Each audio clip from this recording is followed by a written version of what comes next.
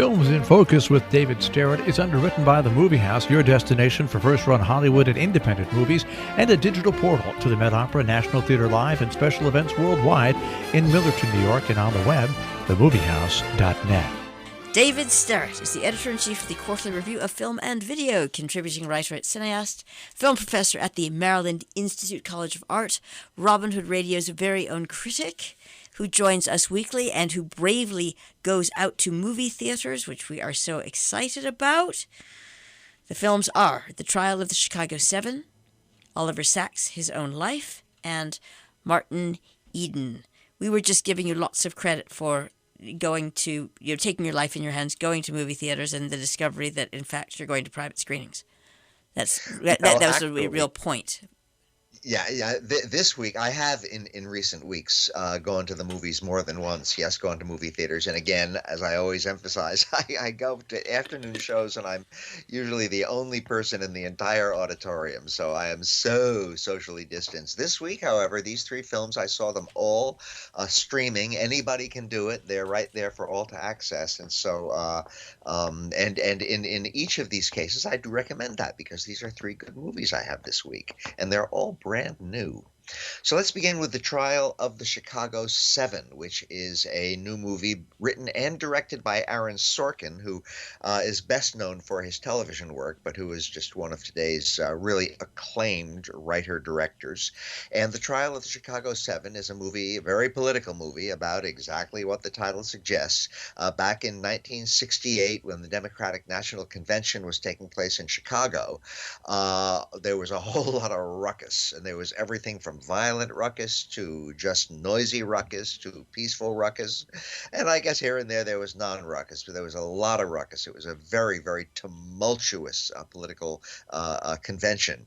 And what this movie does is it tells the stories of, it involves the stories of 7 people who were arrested for various reasons connected with all that ruckus raising. And so that's what we've got here. So it is definitely a docudrama. It is in no way a documentary, and it is in some ways it's very well done, and in other ways it's sort of contrived, but the cast is certainly excellent. This is not one of these movies where you can watch a movie about a historical subject, in this case not ancient history, just 1968, but it's not one of these things where you can sort of forget you're watching just sort of reconstructions and recreations and people doing fictionalized versions of things, because the cast is really famous in this movie, and I'm just going to mention a few of the people who play important roles. Let's see, one person who's obviously very important, it's not actually one of the most prominent roles, but it's way up there, is Frank Langella, who plays the judge, Judge Julius Hoffman, who presides over, the movie is largely, not entirely, but largely a courtroom drama. A lot of the ruckus in the movie takes place in the courtroom.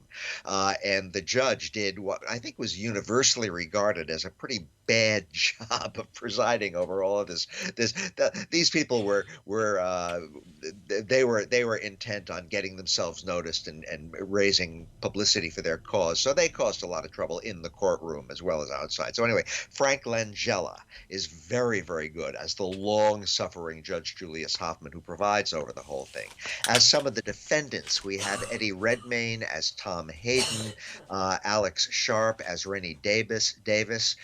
The infamous duo, they're not really infamous, but Abby Hoffman and Jerry Rubin, the founders of the Yippies, the Youth International Party, who were pranksters as much as political protesters, are played by Sacha Baron Cohen, who also has a new movie, by the way, coming out that we'll be probably talking about soon, plays Abby Hoffman, and Jeremy Strong, who is so prominent in that excellent series Succession, plays Jerry Rubin. John Carroll Lynch plays the somewhat older and dumpier David Dellinger.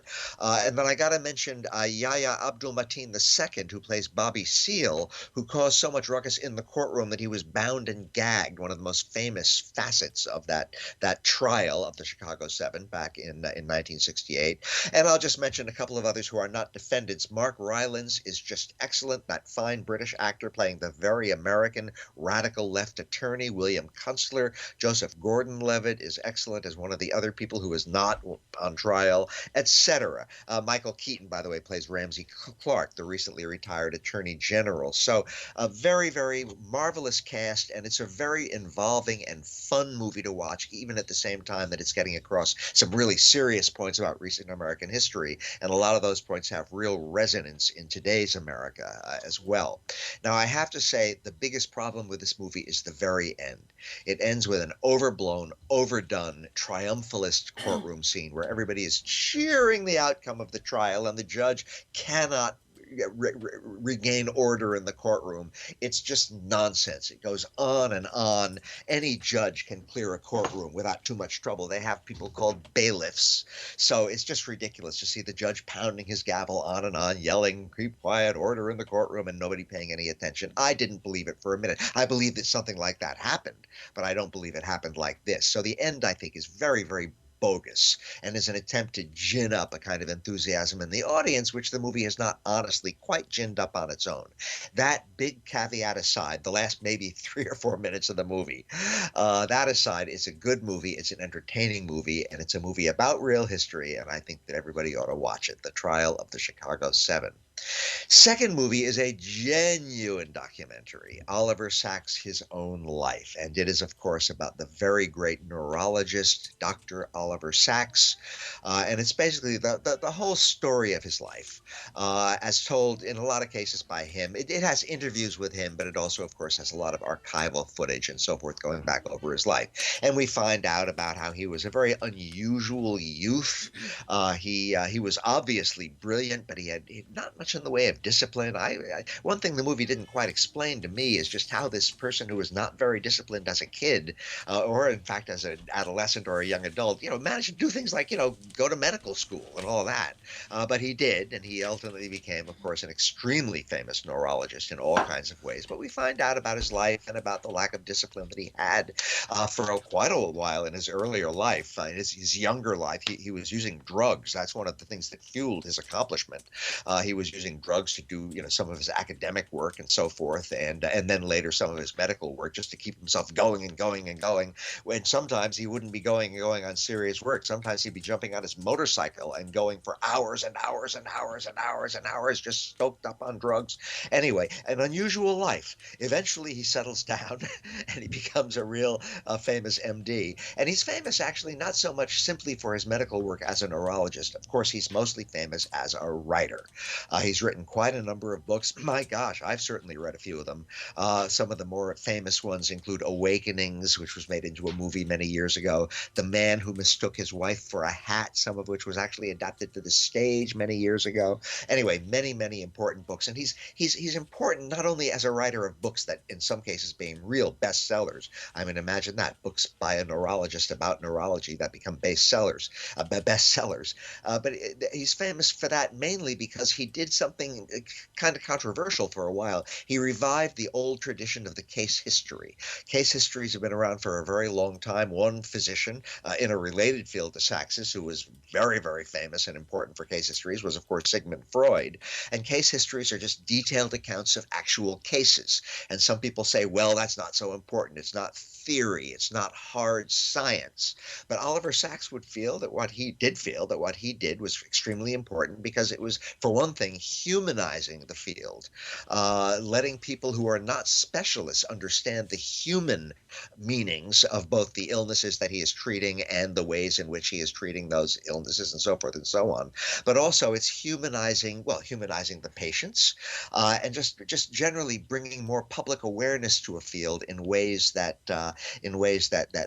pure scientific, hard-edged facts and figures and statistics and so forth science can't really do. So it was celebrated, I think rightly, for reviving the tradition of the case history. And also one more important thing about the case history, and this is very much brought out in the movie, he would say, right, I'm not a theorist. I'm providing the kind of evidence that theorists have to have. I'm the one who goes out and makes the observations, and then they can do their hard science and develop their theory and their hypotheses and so forth. So all of this is, I think, quite fascinatingly discussed in the movie. One more angle of the film is that Oliver Sacks was gay, and he realizes fairly early in his life, among other things, it caused a ferocious rift with his mother. He was British, although although he eventually emigrated to the United States. A ferocious rift. His mother, who was a brilliant woman in her own right, both of his parents were brilliant. She could not accept this for quite a while, and so that was a trauma in his life, and eventually he became asexual for decades and decades. All of this is very, very interesting and is very tastefully but forthrightly dealt with in the movie. So again, it's a movie with a lot of angles, a lot of very human angles about everything from Oliver Sacks's education to his sexuality to his becoming a success to the controversy surrounding his books. And also you get little glimpses into the actual science that he did and his tremendous ability to be compassionate toward people with just devastating conditions in a lot of cases. He was very, very involved. For example, his book Awakenings is largely about his work with patients who suffered what was known at the time as sleeping sickness. They simply could not function. It was as if they were awake but asleep. And the tremendous compassion he had for people who were just given up. We can't communicate with these people, is what most folks said. And they were basically just warehoused. And Oliver Sacks came in and managed to really strike up relationships with people and do tremendously important work, which in that case turned out to have a very disappointing denouement. The ultimate result was not what they had hoped with the kind of treatment he was offering. Anyway, all of this is in the movie. Oliver Sacks' own life. It's very much his story, and it's really interesting. My favorite of these three movies is the last one I want to talk about today, Jill, Martin Eden, which is directed by the very fine Italian director Pietro Marcello. And even though it's based on a very American novel by Jack London, this is an Italian movie in Italian, but it's directed by this really gifted filmmaker who brings elements of documentary in, although the movie is primarily very much fiction, based again on this Jack London novel. Now, the Jack London novel, when I started it, I've read it, I was expecting more stuff like, The Call of the Wild, which, by the way, was made into an excellent film recently as well. You know, stuff where people are going out and facing the natural world and huge challenges from ice and snow and the sea and so forth. And in fact, Martin Eden, the main character, is a sailor who has returned home from the sea. He's still very young, but that's what he's done for a living. He's worked very hard on ships. But the movie turns out, well, the novel and the movie turn out to be something really different. He wants to become a writer. At the very beginning, he meets a wealthy family, and he is smitten by the young woman of the family, and he decides he wants to be educated like them. He wants to know things the way they do. He wants to be able to work with words the way the writers he starts to admire have done. And so he sets out to become a writer. And in both the novel and the film, he writes and writes and writes, and he tries to educate himself and does educate himself by reading and reading and reading. Now, the novel is very interiorized, and a lot of it is literally Martin writing and writing and writing, and Martin reading and reading and reading, and the incidents don't take place all that often. The movie is more, because movies have to be, more exterior, and so we have more detail of the circumstances of Martin's life and the grinding poverty that he lives through. I mentioned he writes and writes and writes, but he cannot sell anything. So he's writing and writing and writing and being rejected and rejected and rejected, and writing and writing and writing and being rejected, etc. Along the way, meeting other people, being influenced by other people, trying to strike out his own way, trying to figure out how you actually do sell things and become successful as a writer. Now, both the novel and the film have a fascinating ending, which took me completely by surprise when I read the novel, and I'm certainly not going to give it away here. The story comes out very, very, very differently from how I had expected. The same thing happens in the movie, although the movie is softened somewhat. It takes sort of the angular edges off the ending and presents a somewhat different version of it, even though the actual sort of outcome is basically the same. And I actually like the way the novel ends better than I like the way the movie ends. But that said, the movie is absolutely marvelous. It's a little bit long. It's a little over 2 hours. So is The Trial of the Chicago 7. But it just kept me riveted every single step of the way. The Italian actor who plays Martin, his name is Luca Marinelli. He is just excellent. And again, we have this fictional story with very vividly acted characters and a lot of detail of environment and setting and place and time. But at the same time, we have these very, very, very well done psychological portraits of the people who are watching, and documentary elements woven in here. They're documentary footage, some of it altered so that it really looks almost stylized, almost abstract in some ways. Now, one more thing I want to mention about the movie Martin Eden is that the timeline is deliberately scrambled. A lot of times we seem to be in the first half of the in the early 20th century. Certainly certainly before World War II, which appears to be coming very rapidly. But at other times, we see people with TV sets, and we hear Europop music on the soundtrack.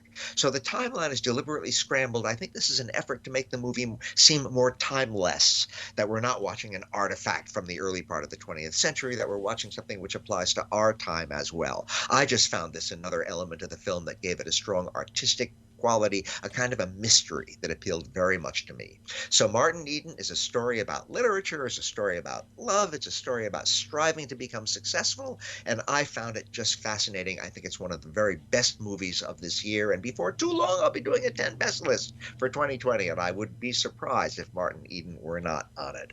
So that is my semi-documentary, semi-fictionalized story this week, Jill. As well as a tease. Thank you very much, David Sterritt. Filmed in Focus, the films The Trial of the Chicago Seven, Oliver Sacks, His Own Life, and Martin Eden.